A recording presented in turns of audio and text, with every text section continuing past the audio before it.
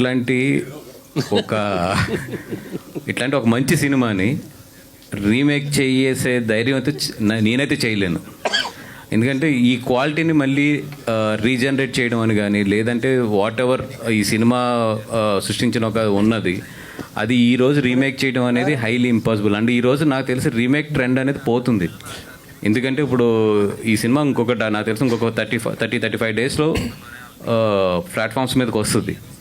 వచ్చిన తర్వాత ఈరోజు రీమేక్ అనేది ఇంక లేదు. ఐ థింక్ ఫ్యూచర్లో రీమేక్ అనేది చాలా తగ్గిపోతుంది. బికాజ్ ఎందుకంటే ఆల్ లాంగ్వేజెస్లో ఓటీటీస్లో రిలీజ్ అవుతున్నప్పుడు ఒక 50-60 డేస్లోనే ఐ థింక్ ఇంకా రీమేక్స్ అనేది ఐ డోంట్ థింక్ సో.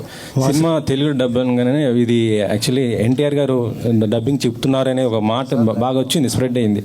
కానీ చూస్తే వాయిస్ వేరే వాళ్ళది ఉంది. ఏంటి ఎవరు ఏమో అయితే నేను పొద్దున్న చూసి షాక్ అయ్యాను.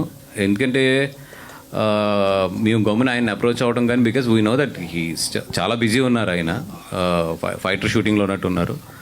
అది ఎక్కడ మరి సోషల్ మీడియాలో ఎందుకు పెనట్రేట్ అయిందో తెలియదు. కొంతమంది మీకు ఈరోజు సోషల్ మీడియా తెలిసిందే, అసలు మా ఇద్దరు ప్రస్తావన కూడా లేకుండా వాళ్ళు వేసుకుని వెళ్ళిపోతూ ఉంటారు.